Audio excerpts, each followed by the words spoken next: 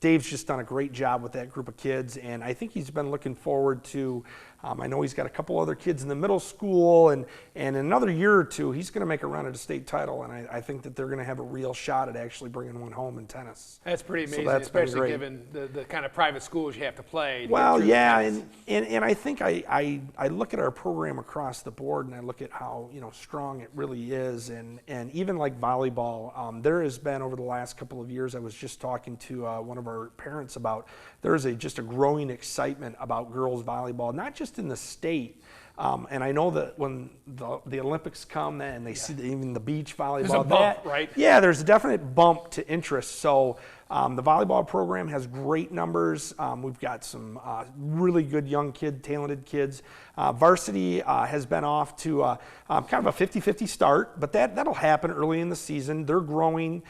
They've definitely got some strong hitters and some strong players. So I think Coach Peterzak is anticipating that by the end of the season, she's going to have them pretty well gelled and playing really well. So, that's another one of those fall sports. There's just so many sports in the fall too. Exactly. You try to cover all of them. The football program, had a tough game on Friday night, but played, I think, pretty well.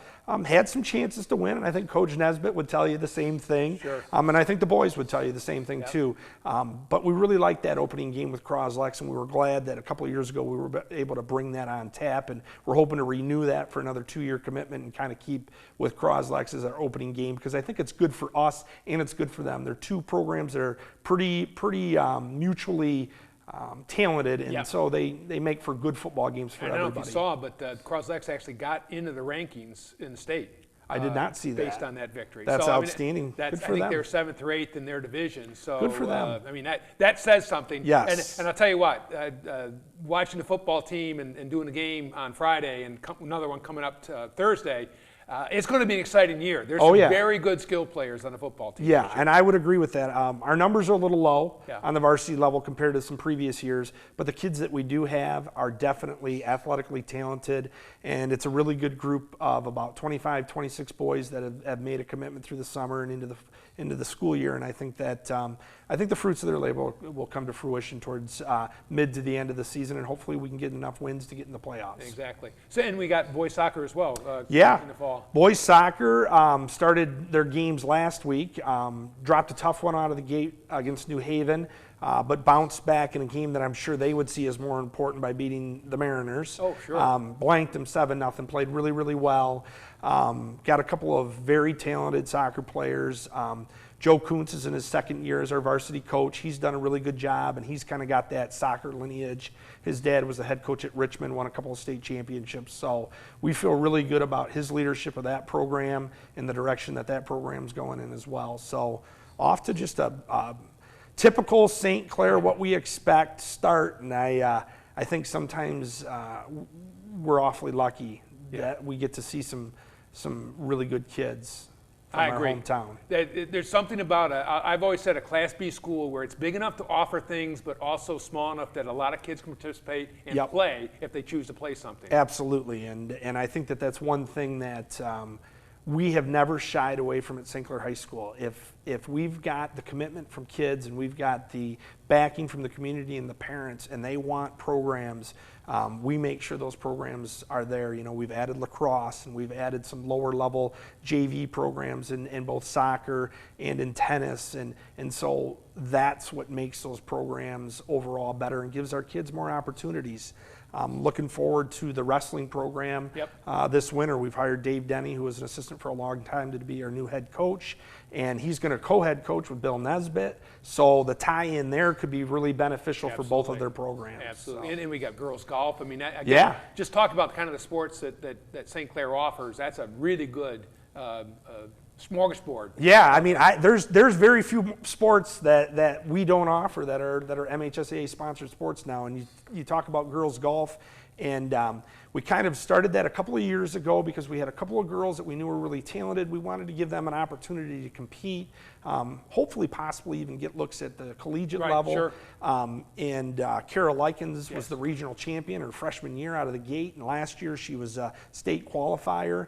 And we went from having just a couple of girls to now we have 8 girls on the team, and coach started the season with 5 and then added another one, and then a couple of days added another one, and a couple of days added another one. So there's some excitement going on there, and they've won both of their early matches, so they've been off to a really good start. That's cool. Now, I also understand we're doing some things new with the website, so for parents and student athletes to have a better access to information. Yes. One of the things that we've been kind of waiting to do, and there's all kinds of programmers and companies out there selling different online modules to do those types of things. But last year, Marine City High School kind of piloted a program called a Prize, and a Prize is a data warehousing type online module. And basically it's the collection of all those papers that need to be signed and brought in, and the physical and the emergency medical releases and all that stuff. What it does is it allows a parent to actually go in and do all that stuff digitally, and then it becomes immediately accessible and available to our coaches and to me to verify that they've got all the paperwork in that they need to have. What's really neat is it's kind of got like a red light, green light system next to a kid's name, and if the kid's in green, they've turned in all their forms, the parents have completed all the online stuff. So we're going to be rolling that out hopefully in about a week. I was actually on the phone with them today discussing some uploading of a few of the last items that we have to get going. The other thing I'm really excited about is I have been working in cooperation with Matt Brooks, who's pretty well known in the St. Clair area. He's a tech web type of guy. He's big into small startup businesses. He's got Loft 912 up in Port That's right. Huron. I saw him on front page of the Times. Yes, recently. Yeah. So he's got a daughter that's going to be a freshman this year and a son who is a junior. So he's got some vested interest, and he and I have been buddies for quite a while now. And so last week we sat down and began putting together our new St. Clair High School athletics webpage. There was some base stuff that we had already going, but we put some nuts and bolts to it last week, and we're hoping to roll it out maybe by the second week of the school year. Great. Right now, it's just really populating it with the data and the information that needs to be there. But I think what's going to be really nice for parents is there's a schedule aspect to that where they can look at the entire St. Clair High School facility usage and everything.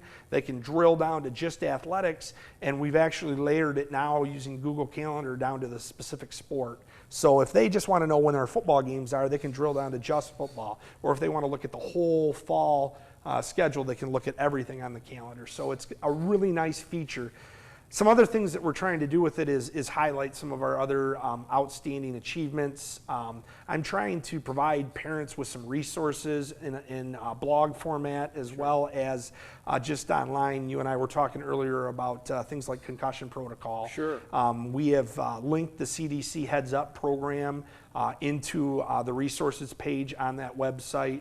So parents will be able to access that and can actually watch the CDC presentation that all of our coaches are actually required to watch as part of their checklist of items they have to do before they're eligible to be a coach in our program. So the website is going to be really, really neat. I don't want to give anything away, but it's going to be really lively. I will tell you that it kind of opens up with some live video, and it's really cool. It's not a stagnant page. So I'm excited to roll it out. It's going to be fun. All right, so good start to the year.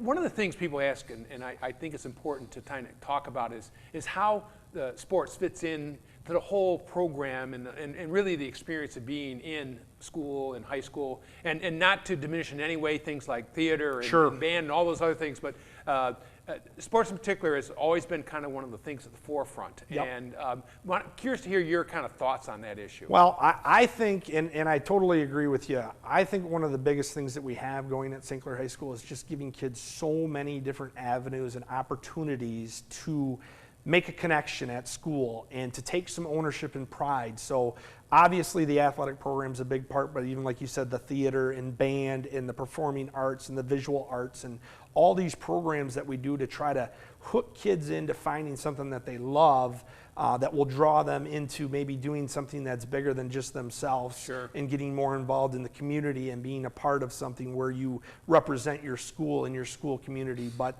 there's no doubt, one of the things that I talk about in almost every preseason meeting with our parents and definitely with our coaches, and I say to student athletes all the time, is just the importance of knowing that you are a representative of our community, and how you act and how you behave and the decisions that you make are a reflection of your team and your coach and our school and me and everybody in our community. So we really try to strive to take a lot of pride in being student athletes of high character.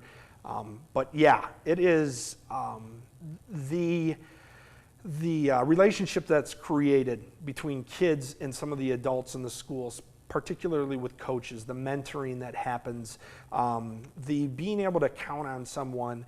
We all know that even in our wonderful town of St. Clair, there's kids that have personal battles and struggles and things that are sometimes not within their control. Right. And to have somebody at school that they can go to as a resource or as a mentor to help them work through whatever they're needing to work through, or to just, have somebody that they can count on and rely on. I think that that's one of the biggest parts of our sport program that we have. I think our coaches, I tell people all this all the time, I feel like the reason we've been able to be as successful as we are across the board is the people that we put in front of their kids. Yeah. Just outstanding individuals, people that are selfless, that really just, they're there because they know that they can influence kids' lives in a positive way. And I think that that is what our athletic program's ultimate goal is. Winning and losing is nice, but I just looked at some comments on Coach Davidson. There was a little Facebook post recently. Otis Hoptewald, one of our best runners of all time, got married and made a really nice post and gave John a gift that said, "Coach Davidson, you gave me the world," and it was a small trophy with a globe on top of it, kind of all in silver. And it's touching when it really is. When you hear a story like that, and it's just those types of relationships that you don't always make in just the in and out of the classroom. And I'm not saying that teachers don't touch kids' lives in a huge, huge way. But, I remind parents sometimes, I say, sometimes in season, those coaches are spending as much wake hours with your kid as you are. And so they have a certain, I don't want to call it a burden, but a responsibility to carry that role and help parents with the raising of kids. I completely agree. The other thing that's interesting, and you can speak to it, I'm sure, is it really seems to help academically as well. I just read so many things, and I think it was, I can't remember if it was the tennis team or the cross-country team, another one got an award for academic all-state. I mean, that's really interesting. I'd be super disappointed, to be honest with you, John, if we didn't have teams bringing those in on a regular basis. I mean, Coach Nesbitt has had multiple teams that were academic all-state as a team. A couple of years ago, we were all-state as a team in softball. We had the highest team GPA in the state of Michigan. That's terrific. And we've had that in basketball, boys and girls both. Our kids usually every year, somewhere between 70 and 75% of our kids earn all academic MAC honors while they're participating in sports. So it shows both the important nature that we impress academics upon kids, but it's another tie-in. It's another thing that makes kids realize that I have responsibilities that I have to take care of in order to be able to participate and put on that St. Clair jersey and be able to wear that with pride in town and on the game field. And I think that the academic programming and our success across the board in that is just another sign of just the valuable contributions that our teachers and our coaches make to the lives of the children in our community. There's no doubt. I think that's terrific. I agree completely. Now, so as AD, What are some of the roles you have to play? I know there's probably a lot of different hats back in your desk, but tell us Surely. about some of the things that you do. Well, there's no doubt. So I'm the assistant principal and the athletic director. And on any given day, I might be the athletic director first and the assistant principal second. But I gotta blend those jobs pretty evenly. So there's definite aspects of being the assistant principal. Teacher evaluation, student discipline, student attendance, facility usage. I could list a litany of little responsibilities, but that role allows me to have a certain relationship with kids, or kids may view me in a certain way in that role, and then I get to have a little bit of a different role when I'm doing the athletic director type responsibilities, which include obviously scheduling and working with officials and mentoring coaches and hiring coaches and working with our student athletes to make sure that they do understand the importance of academics and that connection and the high expectations that we have. One of the things that I always tell parents, yes, we do hold higher expectations for our student athletes. Partly is that representation of the community, but the other part about it is it's a privilege to be able to put that St. Clair jersey on, and we want to make sure that they understand that privilege comes with some responsibilities. And I think that our kids take it pretty darn seriously, and they do take a lot of pride in knowing that they have to fulfill those responsibilities in order to suit up for the game. So interesting, you made that point about the coaches and how much time they spend with students, which I completely agree with, and clearly the impact of a coach can be terrific. What are some of the things you look for as the hiring manager of a coach, someone coming in to take over one of the programs, or whether it's going to be an assistant or a lower level freshman or JV coach? There's no doubt, and I'll be totally honest with you, in our society today, being a youth coach is a difficult job. It requires a lot of patience, and it requires the ability to let some things roll off your shoulders. I think no matter where you go, and I've looked at programs up and down, good programs that need improvement, programs that may need vast improvement, and I think that when you look at those things, you've got to have a coach that has the ability, and I talk a lot about you're either smart or you're not sometimes. and you can't always teach smarts. You can help them learn how to be better communicators. You can help them learn how to better prepare for a practice, how to better be prepared for a game plan, those types of things.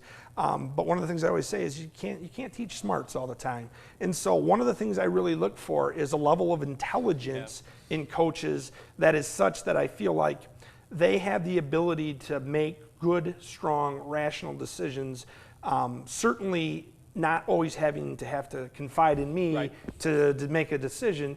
There's times where absolutely I have an expectation that they'll talk to me, but really that's one of the first things I look for.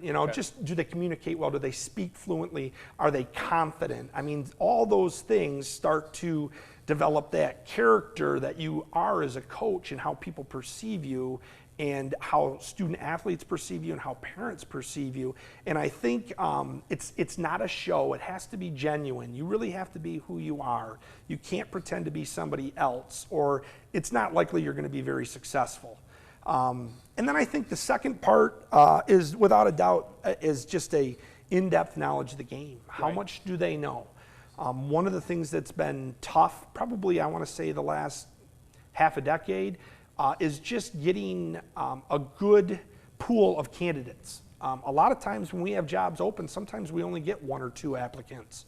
And so then it becomes a decision of who can we hire, or how much mentoring might I have to do if the person's a little bit green and needs some work in some areas. And so if I know that I'm going to bring somebody on board that doesn't have that level of experience, I know that I got to put some time aside to do some mentoring, also provide them with some resources to improve upon some areas that they might not know. Whenever I hire a new coach, I always tell them, it's usually never the X's and O's and the teaching of the game. It's that administrative detail part of things that new coaches struggle with the most, and veteran coaches realize when they look back on themselves, yeah, I got a lot better in about my 5th or 6th year of coaching.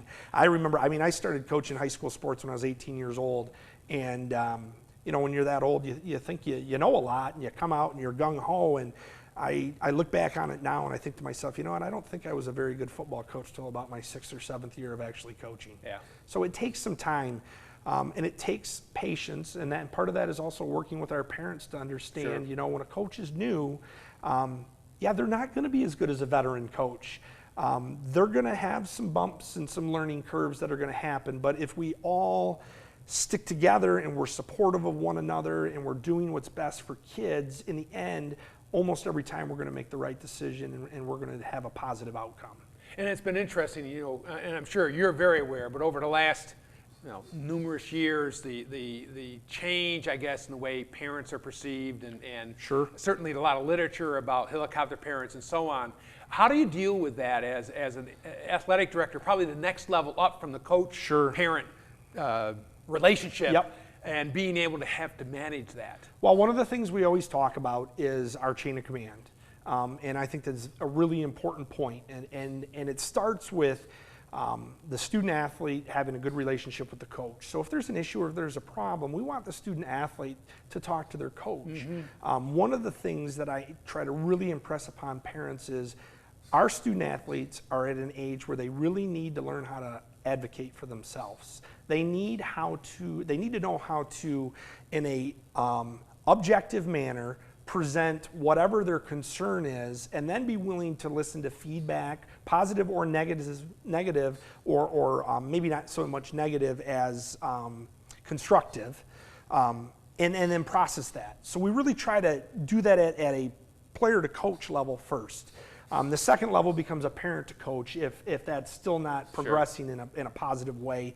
And then that third level becomes me getting involved. And so really my job, first of all, whenever I guess a parent complaint or a parent concern is brought to our attention, is to really just be a sounding board and to listen, to genuinely listen to them and make sure that they know that I genuinely care about what their concern is and that we're going to attack it and approach it in such a way that we're going to try to come out with a positive outcome.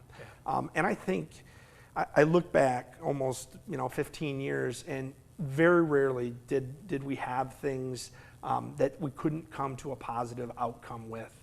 And I think that it's because of that. I think it's because we've kind of put this chain of command in place, and kids learn how to defend themselves and speak for themselves. And that's part of the maturing process, Absolutely. right? That's one of the things that sports and anything should teach you. It's not just, again, the academics. It's some of the other things you have to learn. And so you mentioned helicopter parents, and you know, that helicopter parent who doesn't let their child do that really is doing them a disservice. They're not helping their child to gain that maturity in the way that they look at something that maybe is a struggle or difficult for them, in finding a way to overcome that on their own or with the assistance of their coach in that type of a relationship, rather than mom and dad kind of having that constant over the shoulder, we'll make sure everything's taken care of. And you know, I use words like excuse and justify and defend and those types of things. And that is what a lot of what you read about today in the papers or you see on television. And there's some craziness that happens out there, there's no doubt. But I think I take a lot of pride in making sure that when parents have a genuine concern and it's something that we need to look at, that we don't skirt around it. We take it head on and we address it the way that it needs to be addressed. Because ultimately, my goal is to make sure that that's at the benefit of our student athletes in the end. That's our goal. I agree. And I'll tell you what, I mean, as an outsider, but also someone who's been involved, you look at some of the coaches you've had, and we've been very fortunate to have really, really good coaches. But I mentioned, interviewed Coach Nesbitt about a week ago about the football program, and I mean, he's done a great job, I think, of always playing a lot of kids. Yep. And that's kind of a choice. Yep. And I think the same Absolutely. thing with Sean and the basketball team, there's a lot of kids being able to participate. You're on a team, you have a role, got to practice hard, you got to be there, but you can find a role and you get a chance to play. I would agree with that. I think kids that really, really work hard and are all about the team and show that they're busting their hiney as much as they possibly can to do the very best with the talent that they have. Coaches take care of kids. I say to parents sometimes, when I was a coach, yeah, I did have favorites as a coach. And my favorites were the kids that hustled and got good grades and showed leadership capacity. I didn't say anything about the most talented kid or the best hitter or, it's those intangible things that really stand out for me. And I think most coaches look at those things because they know whether or not they can put that type of a kid in a pressure situation based on the way that they've handled things throughout a season. And so I think that that's, obviously really important too. So let's segue to a slightly different topic. We were talking earlier and mentioned the MAC now, kind of a super conference, many schools in it, been around now for a while. Some of the other big conferences in the state, the Kensington Valley, for example, is breaking up. How's the MAC doing from your perspective? Well, I think that the MAC right now is probably as strong as we've ever been since I've been a part of it. I was a past president of the MAC. I'm kind of an old man at the table now, even though I don't consider myself to be that old. One thing that we have seen in the last 3 or 4 years of the MAC is a lot of turnover in athletic directors. It's a position that sometimes people only take 2-3 years and then they're moving on to a different type of administrative position. And then you've got some people that just have it in their blood and love it and want to be around it. And that's me and Greg Breinert out in Romeo and Mike Fusco down in Dakota and some of my buddies in the Utica system as well. There's about 6 to 8 of us that have been around a long time. So we've seen the peaks and valleys, and we've watched young ADs who come in maybe be frustrated with the way that things are. And so part of our job is to mentor them and have them have a greater understanding of how this affects the good of the whole. And I think that as a conference, that is really where we've made some strides forward, is really trying to look at big picture again, going back to what's best for kids. And it's not always just what's even best for my kids at my school. What's best for our 36 school conference, actually 35 school conference now, but what is best for them? And we genuinely, I believe, try to make decisions that are always in those best interests. Sometimes it may not always play out the best for St. Clair High School, but over the 36 schools overall, it's the best decision for kids. And I think that that's been one of the benefits. There's obvious benefits to the big conference, and one of them is scheduling. When you're in a conference as large as we are, and we're kind of in the bottom third when it comes to total student population, it opens us up to have the ability to do things and compete against really strong schools in sports like swim and tennis and golf, and where smaller conferences, they don't even have those programs. Like I said earlier, we have almost every program that the MHSA sponsors, we have at St. Clair High School. And I think if we were in a smaller conference like the old SCAL, and I know that there's people that long for us to go back to those days, there would be some difficulties that would present for a lot of those sports. And being in the mega conference gives us that opportunity to really schedule against equitable opponents, to be aligned in leagues with equitable opponents. Sure, there are definitely some of our programs that play up in the higher divisions of the MAC, and they do that because we can compete.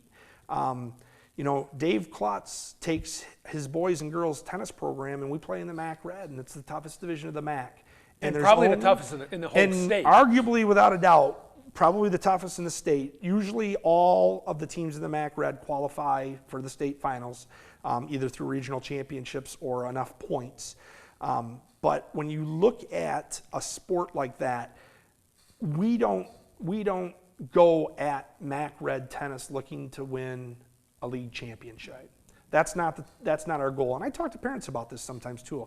Our goal is to advance in the MHSA tournament. Winning league championships is nice. It's fun. It's something that you can have bragging rights about, and it's a positive thing. But really, our goal, I think, is getting our kids prepared to advance in the MHSA tournament, not just in tennis, in a lot of sports. But he purposely chooses to play up against teams that he knows are very strong, and we may not win a match the whole season, but our kids will get seated higher. Yeah. And it's a reason why, Dave Klutz wins a regional in boys and girls tennis every single year, because he plays that high level of competition. No different than you look at our softball program that plays up in the Red too. We're very competitive. We have never won the Red, but over the last 5 or 6 years, we've had the most success we've ever had in girls softball, and I think a lot of that can be attributed to playing up in that higher division. Good teams every year. Yeah, yeah. And I would think also things like just freshman and JV teams. Yes. Again, St. Clair, I think, does a great job of offering, I'll call it the lower levels, the Yes. younger grades, so you don't have just a varsity team. Yep, our sub-varsity programs are as maxed out as we can possibly make them. I mean, and even in situations where we have these years where participation peaks and valleys, we try to do things. A couple of times we've had a freshman baseball team. We've had a freshman softball team. So we've done some things when the demand was needed. And being in a mega conference like that, that allows us to do it. When we joined lacrosse last year as a brand new sport, we did not have a schedule, so to speak, and we were able to actually take over a school's schedule in the MAC that had dropped lacrosse and slid right in. In our very first year, kids were able to battle for a MAC championship and play with some equitable competition. And that's not to say, that our programs that aren't in the red, that maybe play in the blue or the gold or even the white, aren't strong programs, but they're right where they should be. And that's, again, one of those things about that mega conference is that it allows us to group those schools equitably so that competition is fair and it really helps all of our programs get better. Yep. That's really the end goal. We would never want a super weak program, or a small school like New Haven lining up against Dakota High School on a football field. Right. That wouldn't make sense. And so that mega conference gives us the ability to create equitable competition and to move programs around accordingly, where one school might have a really strong volleyball program, another school has a really strong cross-country program. Sure. And so we put them where they should be according to that. So what are some of the biggest challenges? I know the transfer issue is becoming more and more difficult to deal with. How has that impacted Well, MAC? I think that the Macomb Area Conference, actually, we have, as a conference, have been pushing and may adopt, have not yet, have discussed multiple times the possibility of having a MAC conference rule about kids transferring from one MAC school to another MAC school that would be a longer period of time of ineligibility than even the MHSAA places on student athletes right now. We do not, we get transfers up our way, and I say our way because we're kind of the north end Right. of the MAC.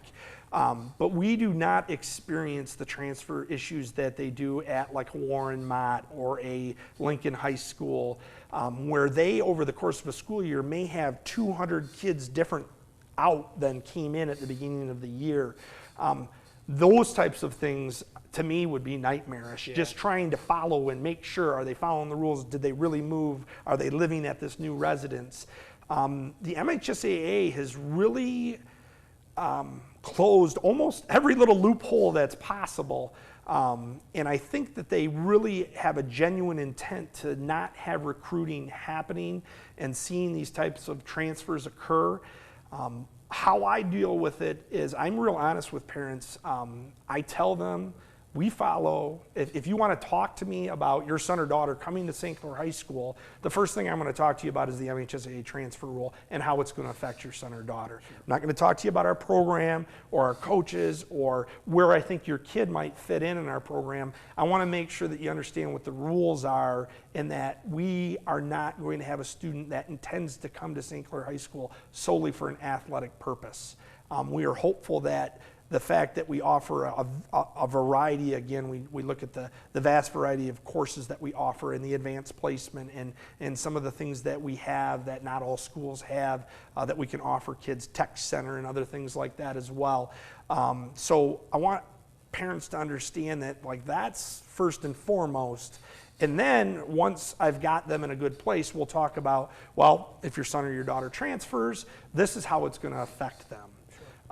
For most student athletes, it's going to be what they call the 90-day period of ineligibility, which basically is one semester. And they use Martin Luther King Day as kind of the marker date because some school districts are in semesters and some are in trimesters, so they try to pick a date that just falls on a calendar that's unified for everybody. And I actually just talked to a parent this morning who just wanted some clarification of what is that rule and how long is the period of ineligibility. And so we just try to be as upfront and honest with them out of the gate. And I tell them, look, you know, your kid might not be able to play a fall sport, or your kid might not be able to play until the fall if they come in the spring. It just really depends. So the transfer situation, I think, in other districts, bigger schools, is a little bit stickier than what we've had to deal with. But we've lost a couple of kids that I think some people in our community might say that was athletically motivated, and that kid went there because a coach told him or maybe promised him that he was going to open doors for him either for collegiate level looks, or that he had a group of kids that he was putting together and they were going to win a state championship. And the one thing that I always go back to that I tell parents a ton is in 2011 our boys baseball team won a state championship, and every one of those kids went to St. Clair Middle School. Right. And almost every one of those kids went to an elementary school in St. Clair. So it wasn't us bringing in 7, 8 kids from the outside and creating this dynamo team. It was us building our program from within through what I think we do in our community extremely well, and that's the youth program development, the elementary travel basketball teams, and our Little League program, and our junior football program, and Biddy basketball, and Camp of Champions, and all these things that we do to start to develop that mindset in our young athletes.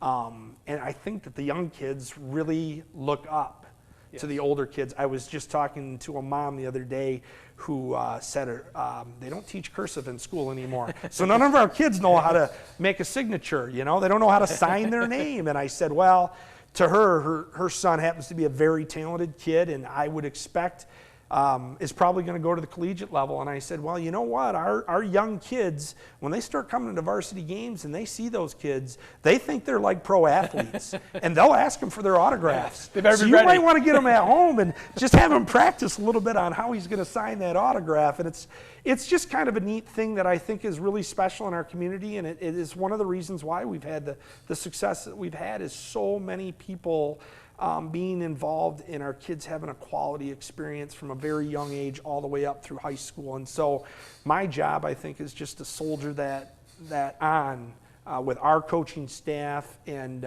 obviously a higher level of competition. Well, Jeff, I think that's a great way to conclude. I think you're exactly right. Terrific St. Clair athletic program. Great tribute to you, to Ron Miller, to all the coaches up there. Looking forward to a great year, and hope to have you back next year. Yeah, Thanks. Thank you so much. Appreciate being here.